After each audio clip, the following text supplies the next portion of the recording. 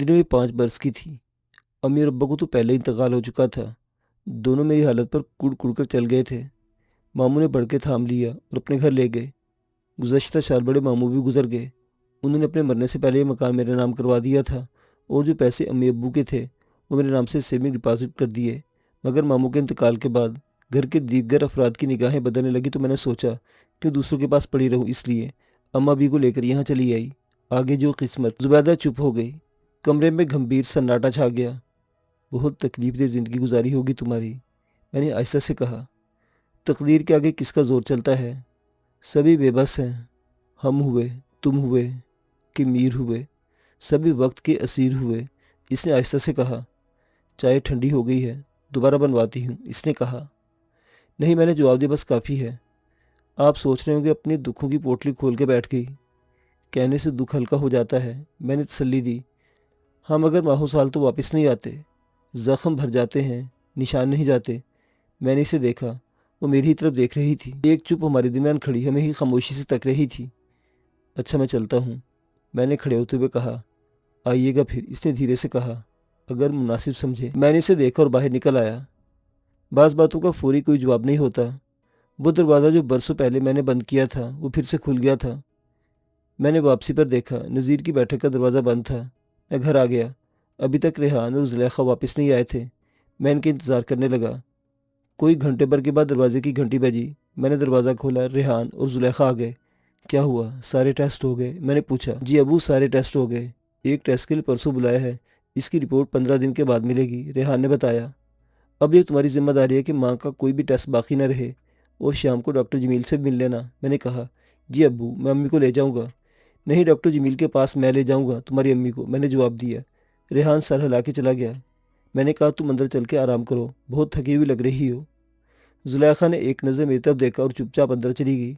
इसके चेहरे से थकन मुतरश्शे थी। शाम को मैं जुलेखा को लेकर डॉक्टर जमील के पास गया। हुसैन इत्तफाक से इस वक्त मरीजों का रश नहीं था। 2-4 मरीजों के बाद ही हमारी बारी आ गई। मैंने डॉक्टर जमील को बतलाया कि आज टेस्ट के लिए गए थे। एक टेस्ट 2 दिन के बाद होगा और इसकी रिपोर्ट 15 दिन के बाद मिलेगी। सब खैरियत तो है ना, मैंने पूछा। सब ठीक है, लेकिन एहतियात कर लेना बेहतर होता है। इसे मैंने टेस्ट लिख दिए, डॉक्टर जमील ने खुशदिली से कहा। फिर उन्होंने जुलेखा को मुखातिब होकर कहा, दवाएं ले रही है ना आप?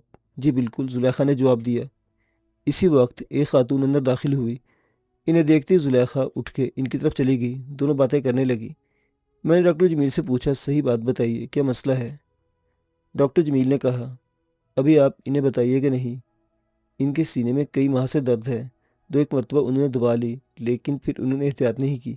मेरा अंदेशा है कि कहीं इनके सीने में प्रॉब्लम ना हो, इसलिए मैंने एहतियातन टेस्ट लिख दिए, लेकिन ये तवज्जो नहीं दे रही। अब ख़वातीन में मर्ज़ बढ़ता ही जा रहा है।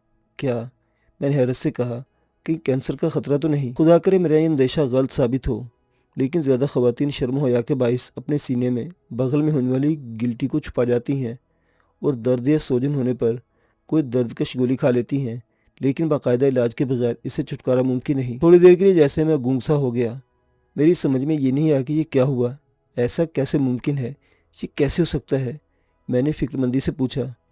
दूसरों की तवज्जो हो या ना हो, डॉक्टर जमील ने कहा, लेकिन ऐसे मर्ज में सबसे ज़्यादा शोहर की मोहब्बत और तवज्जो की ज़रूरत होती है। वो तो ठीक है, लेकिन मैंने कहा, आप परेशान ना हो। अव्वल तो पहले रिपोर्ट्स आने दें। दूसरे ये कि अब ये नाकाबिले इलाज मर्ज़ नहीं रहा। मोहब्बत, तवज्जो और अच्छी दवाएं सब मिलकर मर्ज़ को दूर करने में मुआविन साबित होती हैं। अभी आप अपनी बेगम से इसका जिक्र ना कीजिएगा। डॉक्टर जमील ने खातून से मिलकर वापस आती जुलेखा को देखकर कहा। मैंने खामोशी से सर हिला दिया। हम दोनों वापस आ गए। डॉक्टर आपसे क्या सटर पटर कर रहे थे? जुलेखा ने चादर तह करके अलमारी में रखते हुए पूछा। कह रहे थे कि आपकी बेगम अभी तक इतनी खूबसूरत कैसी हैं? क्या मतलब? जुलेखा ने नाराज़गी से कहा। डॉक्टर जमील हरगिज़ ऐसी बात नहीं कर सकते, वो बहुत महज़ब आदमी है। तो क्या मैं गैर महज़ब हूँ? मैंने पूछा। ओह, मेरा ये मतलब तो नहीं था, वो जल्दी से बोली। मुझे हंसी आ गई। अब चाय भी पिलाओगी या नहीं? मैंने मसनूई खफगी का मुजाहरा किया। अरे अभी लाई। वो तेज़ी से कमरे से बाहर निकल आई। मैंने शुक्र किया कि उस बहाने बाहर चली गई, वो ना डॉक्टर साहब की गुफ्तगू के मुतल्लिक मैं इसे क्या बताता। तीसरे दिन जुलेखा को रेहान दोबारा टेस्ट के लिए ले गया। इस टेस्ट रिपोर्ट का हमें 15 दिन इंतज़ार करना था। दर हकीकत टेस्ट इस बात की तस्दीक के लिए था कि क्या जुलेखा को ब्रेस्ट कैंसर है या नहीं, और अगर है तो किस स्टेज पर है। تاکہ اسی حساب سے علاج شروع کیا جا سکے۔ وہ 15 دن میں نے بڑی مشکل سے کاٹے اور انتظار کرتا رہا۔ 15ویں دن میں خود رپورٹ لینے چلا گیا۔ رپورٹ لے کر میں سیدھا ڈاکٹر جمیل کے پاس پہنچا۔ اس نے تمام رپورٹس کا تفصیلی جائزہ لیا۔ کہنے لگے، مجھے افسوس ہے کہ آپ کی بیگم کو بریسٹ کینسر ہو گیا ہے۔ میں آپ کو ڈاکٹر منور کو ریفر کرنا چاہوں گا، یا آپ اپنے طور پر کسی ڈاکٹر کو دکھانا چاہیں تو بہتر ہے۔ میں خاموشی سے ان کی شکل دیکھتا رہا۔ ایک اندیشہ ہونا اور پھر اندیشی کی تصدیق ہو جانا زندگی کا بدترین مرحلہ ہوتا ہے۔ مجھے احساس ہے کہ کوئی اچھی خبر نہیں، لیکن حوصلہ ہارنا اس مسئلے کا حل نہیں۔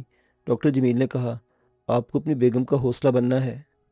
جی، میں نے آہستہ سے کہا۔ ڈاکٹر جمیل نے مجھے ڈاکٹر منور مرزا کا پتہ لکھ کے دے دیا۔ میں باہر آ گیا۔ میں نے گھر آ کے ڈاکٹر منور مرزا کا نمبر ملایا۔ انہوں نے ڈاکٹر جمیل کے ریفرنس سے مجھے رات 9 بجے کا وقت دے دیا۔ میں نے شکریہ ادا کر کے فون بند کر دیا۔ آپ کو کیا ہوا، خیریت تو ہے؟ زلیخا نے پوچھا۔ کیوں، کیا ہوا؟ میں نے پوچھا۔ آپ کے چہرے کا رنگ بالکل پھیکا پڑا ہوا ہے۔ سب خیریت تو ہے نا؟ اس نے پوچھا۔ اس کے انداز میں تشویش کا عنصر غالب تھا۔ کوئی خاص بات نہیں، میں نے کہا۔ تمہاری رپورٹس آ گئی ہیں، میں نے ڈاکٹر جمیل کو دکھائی ہیں۔ انہیں ڈاکٹر منور مرزا کو دکھانے کے لیے کہا ہے، بلکہ آج ہی وقت بھی لے دیا ہے، رات 9 بجے۔ ڈاکٹر جمیل تو خود ڈاکٹر ہیں، انہیں دوسرے ڈاکٹر کو ریفر کرنے کی کیا ضرورت تھی؟ زلیخا نے مشکوک انداز میں پوچھا۔ کوئی خاص بات ہے کیا؟ دراصل ڈاکٹر جمیل جنرل فزیشین ہے، جبکہ وہ چاہتا ہے کہ اسپیشلسٹ سے رابطہ قائم کیا جائے تاکہ رپورٹ کے مطابق علاج کیا جا سکے۔ ٹھیک ہے، زلیخا نے کہا۔ پھر میں ذرا جلدی سے کھانا بنا لوں، ریحان آئے گا تو کھانا تیار ہوگا، اس کو بھوک بالکل بھی برداشت نہیں ہوتی۔ وہ جاتے ہوئے بولی۔ میں چپ رہ کر اسے دیکھتا رہا۔ گھنٹے بھر میں اس نے کھانا تیار کر لیا۔ ہم گھر سے نکلنے ہی والے تھے کہ ریحان آ گیا۔ ہم اس کو ڈاکٹر کا کہہ کر روانہ ہو گئے۔ ڈاکٹر منور مرزا کا کلینک شہر کے معروف علاقے میں تھا۔ میں نے استقبالے پر نام بتایا تو اس نے ہمیں مزید انتظار کرنے کی ہدایت کر کے بیٹھنے کا اشارہ کیا۔ انتظار گاہ میں ہمارے علاوہ کئی اور لوگ موجود تھے، ان میں مرد و خواتین دونوں ہی شامل تھے۔ بعض میڈیسن کمپنیوں کے پبلسٹی سٹینڈ بھی رکھے ہوئے تھے جن میں دوائیوں کے متعلق لکھا ہوا تھا۔ زلیخا خاموشی سے بیٹھ کر جائزہ لینے لگی۔ اس نے منہ سے ایک لفظ بھی نہیں کہا۔ میں خاموش تھا۔ بعض اوقات جیسے لفظ گم ہو جاتے ہیں۔ تھوڑی دیر میں استقبالیہ سے ہمارا نام پکارا گیا اور ہم ڈاکٹر منور مرزا کے کمرے میں داخل ہو گئے۔ ڈاکٹر صاحب ادھیڑ عمر کے سفید بالوں والے ایک مسکراتے شخص تھے جن کا چہرہ ہی امید جگا دیتا تھا۔ انہوں نے تمام رپورٹس دیکھی اور مجھ سے مخاطب ہو کر بولے، اگر آپ علاج کرانا چاہتے ہیں تو میری ایک بات دھیان میں رکھیے گا۔ جی ڈاکٹر صاحب فرمائیے، میں نے جواب دیا اور زلیخا کی طرف دیکھا۔ وہ بھی پوری طرح ڈاکٹر منور مرزا کی جانب متوجہ تھی۔ دوائیں، غذا، دیکھ بھال، یہ سب اس علاج میں صرف 25% کام کرتے ہیں اور 75% آپ کا اپنا زندہ رہنے کی طاقتور جذبہ۔ یہ مرض ایسا ہے کہ اس کا نام سن کر ہی آدمی ہمت ہار جاتا ہے کہ اب ایک ایسے راستے پر چل پڑا ہے جس کا انجام صرف موت ہے۔ لیکن آج کی میڈیکل تاریخ ایسے لوگوں سے بھری ہوئی ہے جنہوں نے اس مرض کو کامیابی سے مقابلہ کیا اور موت کو پیچھے دھکیل دیا۔ ڈاکٹر منور مرزا خاموش ہو کر ہماری طرف دیکھا۔ آپ میری بات سمجھ رہے ہیں نا؟ جی بالکل، میں نے فوراً جواب دیا۔ اور آپ؟ ڈاکٹر صاحب نے زلیخا کو بھی مخاطب کیا۔ آپ کا کیا فیصلہ ہے؟ زندہ رہنا کون نہیں چاہتا، اس نے آہستہ سے کہا۔ بالکل، ڈاکٹر صاحب نے کہا۔ ہم کو زندگی کا طاقتور احساس ہی فتح دلاتا ہے۔ جی، ہم کل سے آپ کا علاج شروع کرنا چاہیں گے، کیا آپ تیار ہیں؟ بالکل، میں نے جواب دیا۔ تو ٹھیک ہے، آپ صبح 9 بجے تشریف لے آئیں، ڈاکٹر صاحب نے کہا۔ جی بہتر، میں نے کہا، اور ہم دونوں باہر آ گئے۔ واپسی پر زلیخا چپ چاپ سی تھی۔ گھر آ کے وہ خاموشی سے لیٹ گئی۔ ریحان ہمارا منتظر تھا۔ کیا کہا ڈاکٹر نے؟ اس نے فوراً پوچھا۔ کل سے باقاعدہ علاج شروع ہوگا، میں نے بتایا۔ مختلف دورانیہ ہوگا علاج کا، ہم یہ فکر نہ کریں، آپ بالکل ٹھیک ہو جائیں گی۔ ریحان نے ماں کا ہاتھ تھام کے کہا۔ ہاں، زلیخا نے آہستگی سے جواب دیا۔ تم جو ہو میرے ساتھ۔ آپ کے لیے کھانا لاؤں؟ ریحان نے پوچھا۔ فرحان ابھی نہیں آیا؟ اس نے پوچھا۔ نہیں بھائی، 2 دن کے لیے کسی کام سے باہر گئے ہیں اور بھابھی اپنے گھر گئی ہیں، ریحان نے بتایا۔ میں نے کہا، اگر کہو تو بھی فرحان کو فون کر کے بلا لیتے ہیں۔ نہیں، زلیخا نے فوراً انکار کر دیا۔ کسی ضروری کام ہی سے گیا ہوگا۔ تمہیں کچھ کھانا ہے؟ میں نے پوچھا۔ خالی پیٹ ہو، دوائیں بھی لینی ہے؟ کھانا تو میں بنا کے گئی تھی، ریحان گرم کر لے گا۔ امی چٹپٹے تکے لے آؤں؟ ابھی گیا اور ابھی آیا، ریحان نے کہا اور فوراً کھڑا ہوا۔ ہاں بالکل، میں نے کہا۔ ریحان چلا گیا۔ اچانک زلیخا نے کہا، امی کہتی تھی کہ وہ عورت خوش قسمت ہوتی ہے جو شوہر کی زندگی میں رخصت ہو جاتی ہے، اپنے شوہر کے ہاتھوں سے کفن دفن پاتی ہے۔ اچھا جی، میں نے ہنس کر کہا۔ یہ اچانک اس قسم کی گفتگو کیوں شروع کر دی آپ نے؟ خیریت تو ہے نا؟ مجھے باتوں میں مت ٹالیے گا، اس نے آہستہ سے کہا۔ باتوں میں نہیں ٹال رہا، بلکہ اندر سے مجھے غصہ آ رہا ہے۔ اس قسم کی باتوں کا کیا مطلب؟ زندگی اور موت کا تمام معاملہ اللہ پاک کے اختیار میں ہے، ہمیں صرف اور صرف اچھا سوچنا چاہیے۔ زلیخا نے میری طرف دیکھا اور چپ ہو گئی۔ میں نے اس کے ماتھے پر ہاتھ رکھا۔ زلیخا نے میرے ہاتھ پر اپنا ہاتھ رکھا۔ اس کا ہاتھ بہت سرد تھا۔ کیا تمہیں سردی لگ رہی ہے؟ میں نے پوچھا۔ نہیں، اس نے جواب دیا، پھر اچانک اس کی آنکھوں کی گوشیوں سے آنسو ڈھلک آئے۔ بری بات، میں نے نرمی سے کہا۔ ہمت نہیں ہارتے، تم تو بہت بہادر ہو۔ وہ کچھ نہ بولی، بس اس کی آنکھوں کے گوشوں سے آنسو نکلتے رہے۔ میں خاموش رہا اور اسے رونے دیا۔ رونے سے بھی بوجھ کم ہو جاتا ہے۔ ہمارے درمیان کوئی بات نہیں ہو رہی تھی۔ بعض اوقات بات کرنے کی ضرورت نہیں ہوتی۔ کافی دیر کے بعد اس نے کہا، ایک بات کہوں؟ کہو۔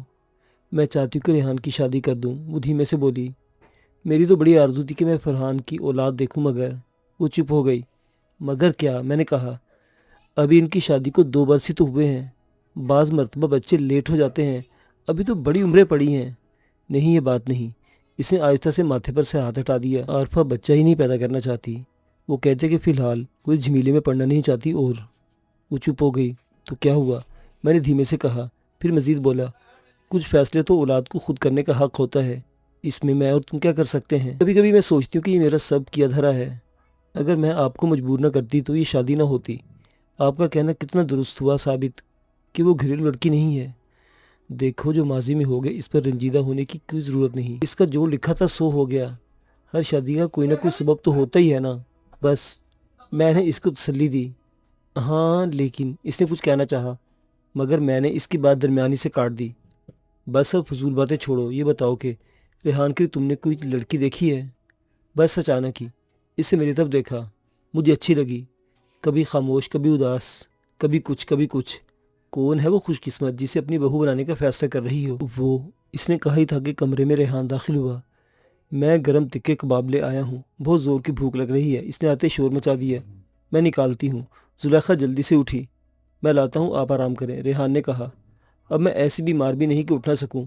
وہ ہمارے منع کرنے کے باوجود اٹھ گئی اور ریحان کے ساتھ باورچی خانے میں چلی گئی۔ تھوڑی ہی دیر میں وہ ریحان کے ساتھ ٹرے لے کر اندر آ گئی۔ ٹکوں کی خوشبو نے بھوک واقعی مزید تیز کر دی۔ ہم تینوں ہی کھانے میں مصروف ہو گئے۔ امی، میں آپ کے لیے فانٹا لایا ہوں، ریحان نے کہا۔ زلیخا کوک ٹائپ بوتل نہیں پیتی تھی۔ بہت اچھا کیا، میرا دل چاہ رہا تھا۔ اس نے بیٹے کو محبت بھری نگاہ سے دیکھا۔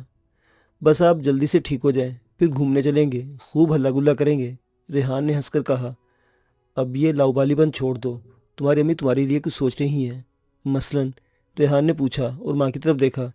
میں سوچ رہی ہوں کہ تمہاری شادی کر دوں، زلیخا نے کہا۔ ابھی سے؟ ریحان نے سوالی انداز میں کہا۔ ابھی تو میں نے سوچا ہی نہیں کہ یہ کام بھی ہونا ہے۔ کیا تمہیں کوئی پسند ہے؟ میں نے پوچھا۔ نہیں، یہ تو آپ لوگوں کا کام ہے، اسے کندھے اچکائے۔ ماں صدقے، بے ساختہ، زلیخا نے کہا۔ تم نے تو میرا سر و خون بڑھا دیا۔ اگر کوئی پسند ہوتی تو کیا ہوتا؟ ریحان نے ہنس کر پوچھا۔ کچھ نہیں ہوتا، بس اس سے تمہاری شادی کر دیتے، زلیخا نے آہستہ سے کہا۔ امی، میں چاہتا ہوں کہ ہم سب مل جل کر رہیں، اور اس کے لیے لڑکی وہ ہو جو گھریلو ہو اور آپ دونوں کی عزت کرے، آپ کو پسند کرے، اس نے کہا۔ مجھے بہت اچھا لگا۔ ریحان بہت سمجھداری کی باتیں کر رہا تھا۔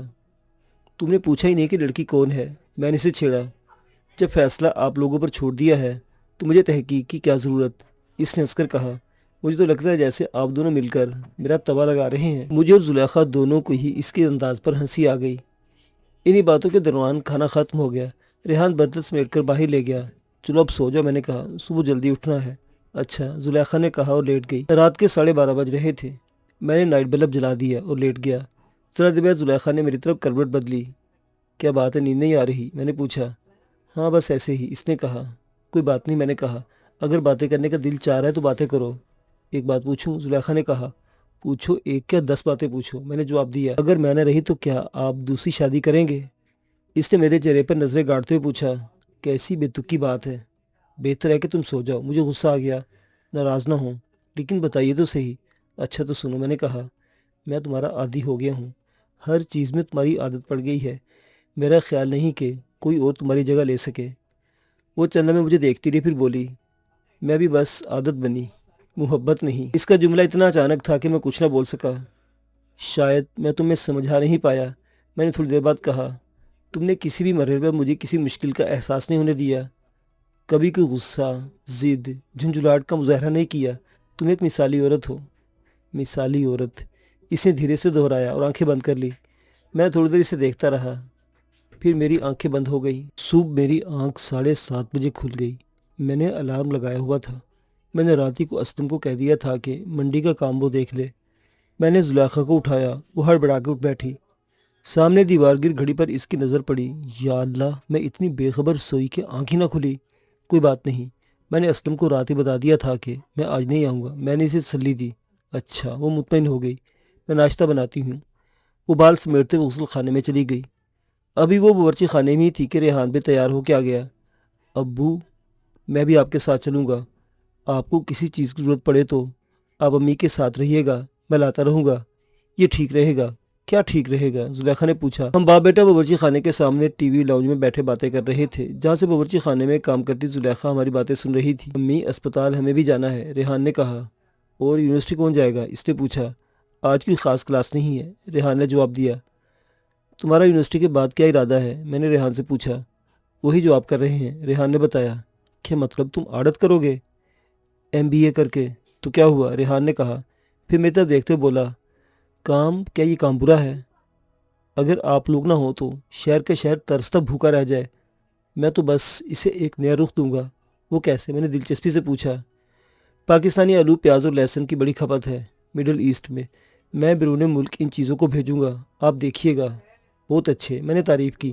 یہ تو بہت اچھا پروجیکٹ ہے، گھر کا کام، اور کیا چاہیے؟ بالکل، ریحان نے کہا۔ میں اپنے ابو کے کام کو نیا انداز دوں گا، آپ دیکھیے گا کیا ہوتا ہے۔ ارے واہ، میرا بیٹا تو بہت سمجھدار ہو گیا ہے، زلیخا نے کہا، جو ہم دونوں کی باتیں سن رہی تھی۔ ظاہرہ بیٹا کس کا ہے؟ وہ تو ظاہر ہے کہ تمہارا بیٹا ہے، میں نے ہنس کر کہا۔ تھوڑی دیر میں ناشتہ لگ گیا۔ ہم تینوں ناشتہ کرنے لگے۔ اسی دوران زلیخا نے کہا، آپ دونوں میری بات اچھی طرح سن لیں، مجھے اس طرح کا کوئی علاج نہیں کروانا۔ نہ تو میں گنجی ہونا چاہتی ہوں، نہ ہی اپنا حلیہ خراب کرنا چاہتی ہوں۔ کیا مطلب؟ میرا ہاتھ کب تھا میں ہوا میں مولک رہ گیا۔ آپ مجھے کیا بچی سمجھتے ہیں کہ مجھے پتہ نہیں کہ بریسٹ کینسر کیا ہوتا ہے؟ اس نے غور سے ہم دونوں کو دیکھا۔ ہم دونوں چپ ہو گئے۔ تھوڑی دیر میں ریحان نے کہا، آپ ٹھیک کہہ رہی ہیں، لیکن دستیاب علاج سے فائدہ اٹھانا بھی تو کوئی برا نہیں۔ آخر یہ جدید میڈیسن انسانوں کی بھلائی کے لیے تو ہیں۔ ہاں، زلیخا نے سکون سے جواب دیا، میں جانتی ہوں، مجھے نہ بہلاؤ۔ زلیخا کا لہجہ دو ٹوک تھا۔ ہم خاموش ہو گئے۔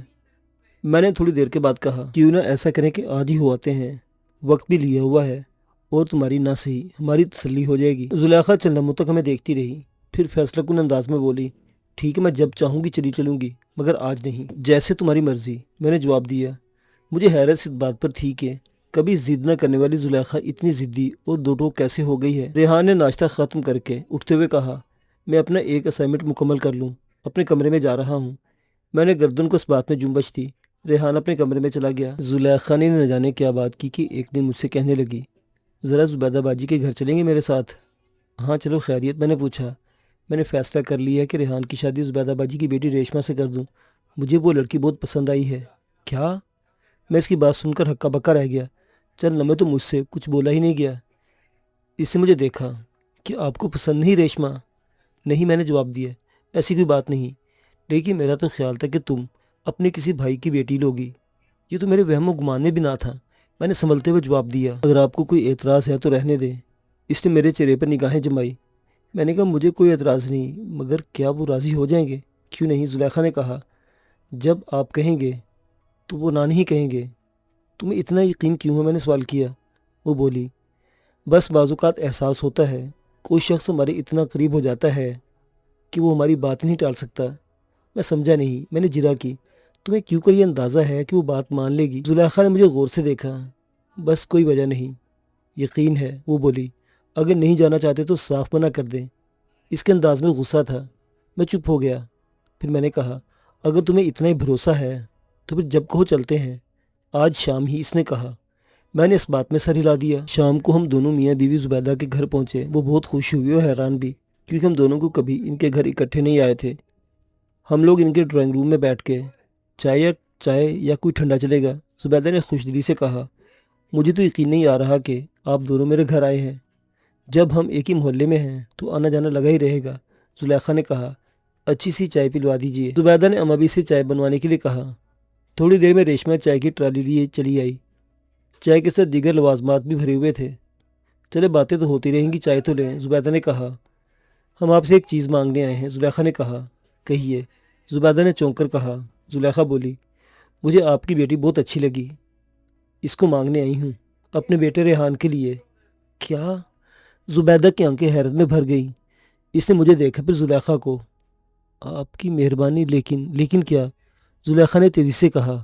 ابھی کچھ دن پہلے تو آپ کہہ رہی تھی کہ اللہ اس کا نصیب اچھا کرے، تو ہم سوالی بن کر نصیب کی تھالی بن کر آئے ہیں، کیا آپ ہمیں خالی لٹائیں گی؟ زلیخا نے کہا۔ اس نے ہمیں پر خاصا زور دیا تھا۔ مجھے کچھ سوچنے کی مہلت دیجیے، زبیدہ نے کہا۔ آپ ضرور سوچیں، لیکن ہمارے حق میں۔ زلیخا نے چائے کا گھونٹ لیا۔ زبیدہ مسکرا دی۔ زلیخا نے کہا، میرا بیٹا بہت نرم مزاج اور خیال رکھنے والا ہے، بالکل اپنے باپ کی طرح۔ وہ بہت خوش رکھے گا آپ کی بیٹی کو۔ جی میں جانتی ہوں، زبیدہ نے سنجیدگی سے کہا۔ میرے لیے خوش قسمتی ہوگی کہ آپ لوگوں سے ناطہ جڑ جائے۔ میرے پاس وقت کم ہے، اچانک زلیخا نے کہا۔ کیا مطلب؟ زبیدہ نے حیرت سے سوال کیا۔ میرا مطلب ہے کہ نیک کام میں وقت ضائع نہیں کرنا چاہیے۔ یہ جو چھوٹی سی زندگی ہے، ہمیں اس میں خوشیاں کشید کر لینی چاہیے۔ جی جی بالکل، زبیدہ نے فوراً کہا، لیکن اس کے انداز سے صاف معلوم ہو رہا تھا کہ وہ سمجھ نہیں سکی۔ اچھا ہم چلتے ہیں، آپ ہمیں کل تک بتا دیجیے گا، زلیخا نے کہا اور اٹھ کھڑی ہوئی۔ چلیں، زلیخا نے میری طرف دیکھا۔ ہم دونوں انہیں خدا حافظ کہہ کر باہر آئے۔ گھر پہنچ کر میں نے کہا، تم نے کچھ زیادہ ہی جلدی نہیں کر دی ان سے جواب لینے میں؟ میں جانتی ہوں کہ جلد سے جلد ریحان کا چہرہ دیکھ لوں۔ اتنی مایوس کیوں ہو؟ میں نے پوچھا۔ بچوں کی شادی سے مایوسی ختم ہو جائے گی، مصروفیت مل جائے گی، اور آپ مجھے مایوس سمجھ رہے ہیں؟ زلیخا نے جواب دیا۔ تمہاری منطق سمجھ میں نہیں آ رہی، میں نے کہا۔ میری طرف سے تمہیں اجازت ہے، جس طرح چاہو کرو۔ شکریہ، زلیخا نے ہنس کر کہا۔ زبیدہ راضی ہو گئی، اس نے بیٹی کے لیے ہاں کر دی۔ زلیخا نے کہا، اسے جہیز کی کوئی ضرورت نہیں، اللہ کا دیا سب کچھ ہے۔ مگر اس کے باوجود زبیدہ نے بیڈ روم کا سارا فرنیچر دیا۔ ریحان نے ماں کی خواہش کو پورا کیا اور ریشمہ بہت سادگی سے بہو بن کر ہمارے گھر آ گئی۔ ولیمے کے تیسرے دن ریحان نے کہا، امی میں نے آپ کی بات مان لی، اب آپ ہماری بات مانیں۔ کہو بیٹا، زلیخا نے مسکرا کے کہا۔ اب آپ اپنا علاج کروانا شروع کیجئے، اور پہلے سن لیجئے کہ میں کوئی بہانہ نہیں سنوں گا۔ بالکل صحیح، میں نے فوراً کہا، اب کوئی بہانہ نہیں چلے گا، سب تم نے اپنی مرضی سے کیا، اب ہماری مرضی چلے گی۔ زلیخا نے غور سے میری طرف دیکھا اور ہنس دی۔ اس میں بھلا ہنسنے کی کیا بات ہے؟ میں نے کہا۔ خالی ہنس نہیں رہی ہوں، خوش ہو رہی ہوں، آپ نے اپنا استحقاق تو جتایا۔ اس کی بات سن کر میں نے غور سے اس کی طرف دیکھا۔ میں سمجھا نہیں۔ کیا تمہیں میرا کہنا برا لگا؟ نہیں، وہ آہستہ سے بولی۔ پھر کیا؟ میں نے پوچھا۔ آپ تو ہر بات کے پیچھے ہی پڑ جاتے ہیں، اسے اچانک جیسے جھنجھلا کے کہا۔ میں خاموش ہو گیا۔ زلیخا کا علاج شروع ہو گیا۔ وہ چڑچڑی اور غصیلی ہوتی جا رہی تھی۔ یہ اس کے علاج کے ضمنی اثرات تھے۔ بعض لوگوں کے لیے بہت مشکل مرحلہ ہوتا ہے جب آپ کے بال جھڑنے لگے اور چہرہ آہستہ آہستہ اندرونی کمزوری کا غماز بننے لگے۔ چھٹی کیموتھراپی کے بعد زلیخا نے کہا، میں اب نہیں جاؤں گی، میں سکون سے مرنا چاہتی ہوں۔ کیسی باتیں کر رہی ہو؟ اللہ نہ کرے کہ یہ وقت آئے۔ میں نے کہا، موت تو آنی ہے، اس سے کون بھاگ سکتا ہے؟ میں جانتی ہوں کہ ڈاکٹر میرا بریسٹ ریموو کرنے کا فیصلہ کر لیا ہے۔ کسی عورت کے لیے یہ کتنی اذیت ناک بات ہے۔ ٹھیک کہہ رہی ہو، میں نے نرمی سے کہا۔ زندگی سے بڑھ کر کچھ نہیں ہوتا۔ میں تمہاری زندگی، ہمیں تمہاری زندگی عزیز ہے، تم ہماری ضرورت ہو، عزیز ہو، زندگی عزیز ہے، ضرورت ہو۔ زلیخا ہنسی۔ کیا تمہیں میرا کہنا برا لگا؟ میں نے پوچھا۔ نہیں، اس نے دھیرے سے کہا، ضرورت ہی تو ہوں میں۔ وہ کروٹ بدل کر منہ دیوار کی طرف کر کے لیٹ گئی۔ زلیخا، میں نے آہستہ سے اسے پکارا، مگر اس نے جواب نہیں دیا۔ یہ ریحان کی شادی کا دوسرا مہینہ تھا جب میں نے زلیخا کو بہت خوش دیکھا۔ کیا بات ہے، بہت خوش نظر آ رہی ہوں؟ میں نے پوچھا۔ بات ہی خوشی کی ہے، وہ ہنس کر بولی۔ پتہ ہے، آپ کو ریشمہ کی رپورٹ آ گئی ہے، میں دادی بننے جا رہی ہوں۔ وہ ہنسنے لگی۔ میں نے غور سے دیکھا، اس کے پیلے چہرے پر گلابیں جھلک رہی تھی۔ ریشمہ، اس نے آواز دی۔ جی امی۔ ریشمہ باورچی خانے سے نکل کر اس کے پاس آ گئی۔ کیا بات ہے؟ یا بیٹھو میرے پاس۔ زلیخا نے بیڈ پر کھڑے ہو کر جگہ بنائی۔ تمہارے ابو خوش ہیں؟ وہ ہنسنے لگی۔ ریشمہ کا چہرہ شرم سے سوکھ پڑ گیا۔ ارے بھائی، انعام دیجیے میری بیٹی کو۔ زلیخا نے مجھے دیکھا۔ اتنے غور سے نہ دیکھیں، میری بیٹی کو نظر لگ جائے گی۔ اتنے میں ریحان بھی آ گیا۔ بس اپنی بہو کے چکر میں اپنے بیٹے کو بھول گئی، اس نے لاڈ سے گلہ کیا۔ میں تمہیں کیسے بھول سکتی ہوں؟ زلیخا نے بیٹے کو دیکھا۔ میری یہ خواہش ہے، زلیخا نے کہا۔ ایک کیوں، آپ 10 خواہش کیجئے، ریحان شوخی سے بولا۔ اس کے چہرے پر بھی خوشی کے اثرات تھے۔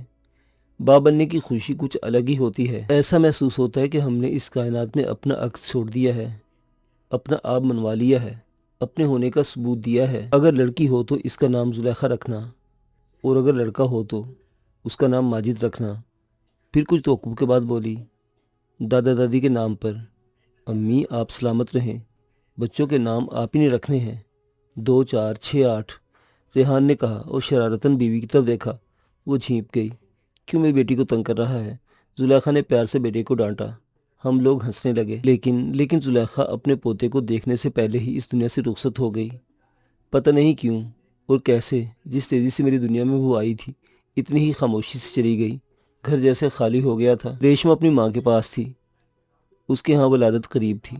گھر میں کوئی عورت نہ ہونے کے باعث میں نے اس سے کہا تھا کہ تم اپنی ماں کے پاس رہو، ان معاملات میں سہارا بہت ضروری ہوتا ہے۔ ریحان رات گئے آتا تھا، فرحان تو پہلے ہی الگ تھلگ رہتا تھا۔ ماں کے بعد تو جیسے اس سے دوریاں بہت بڑھ گئی تھی۔ رات حبس زدہ تھی۔ میں نے الماری کھولی، سامنے ہی زلیخا کے کپڑے لٹکے ہوئے تھے، اس کے شلوار سوٹ دوپٹے، نیچے رکھی ہوئی چوڑیاں اور اس کے استعمال کا سامان۔ میں نے اس کا پٹ بند کر کے الماری کا دوسرا پٹ کھولا۔ پتہ نہیں کیوں بہت عرصے کے بعد میں نے وہ ڈبہ نکالا، وہ ڈبہ جس میں میری یادیں بند تھیں۔ میں نے ڈبے کو نکال کر بیڈ پر رکھا، پھر آہستہ سے کھولا۔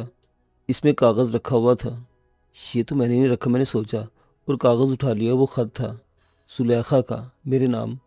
سنیے، جب یہ خط آپ پڑھ رہے ہوں گے تو اس کا مطلب ہوگا کہ اب میں آپ کے پاس نہیں ہوں، اور پتہ نہیں کہ آپ کی یادوں میں بھی ہوں یا نہیں۔ میں نے آپ کو بہت ٹوٹ کے چاہا، اتنا چاہا کہ آپ تصور بھی نہیں کر سکتے۔ آپ کے ہر چھوٹے بڑے کام کو میں نے عبادت سمجھ کے کیا، لیکن میں آپ سے جوابی محبت کا گرم جوش اظہار نہ پا سکی۔ اس کی وجہ یہی تھی کہ آپ میرے پاس جسمانی طور پر تھے، لیکن آپ کا دل اور روح کسی اور کے پاس تھی۔ یہ حقیقت مجھے اسی دن معلوم ہو گئی تھی جس دن آپ نے کہا تھا میں تمہیں زوبی کہا کروں۔ آپ مجھ میں کسی اور کو ڈھونڈ رہے تھے۔ میں ضرورت تھی، بیوی تھی، عادت تھی، بس آپ کی محبت نہیں تھی۔ کبھی کبھی میں سوچتی ہوں کہ آپ کس قدر مشکل زندگی گزارتے ہیں، میرے ساتھ رہتے ہیں، مگر مجھے احساس تک نہیں ہونے دیتے کہ آپ میرے پاس ہو کر بھی میرے نہیں۔ بہت فنکار آدمی ہیں آپ۔ ساری زندگی میں آپ سے ملنے کے لیے ترستی رہی، اور آپ کھڑکی کھلنے کے منتظر رہے۔ کیا آپ سمجھتے ہیں کہ عورت جو آپ کی بیوی ہو وہ آپ سے بے خبر رہ سکتی ہے؟ میری ساری محبت اور وفائیں اس ڈبے کے بھنور میں ڈوبتی رہیں۔ میں کس کے لیے جیتی؟ عورت کو صرف بچے، گھر، معاشی سکون ہی نہیں، شوہر بھی چاہیے ہوتا ہے، محبت اور گرم جوشی سے بھرپور۔ مگر آپ نے تو ساری زندگی مجھے عادت کی طرح اپنائے رکھا۔ اب میں نہیں ہوں، آپ آزاد ہیں، مگر کیسے آزاد؟ اب آپ کے سامنے زبیدہ ہے، ایک اپنے گھر میں، ایک ہمارے گھر میں، ریشما کی صورت، ایک زبیدہ آپ کی محبت، آپ کی زوبی، ایک زبیدہ آپ کی بہو، آپ کی بیٹی۔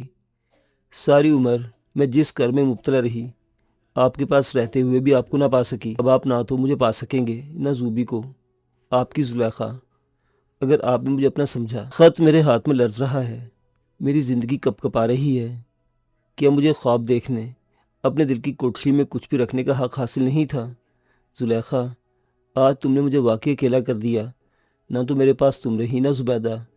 مجھے اتنا خالی اور تہی دست کر کے تمہیں کیا ملا، اور میں نے کیا کمایا؟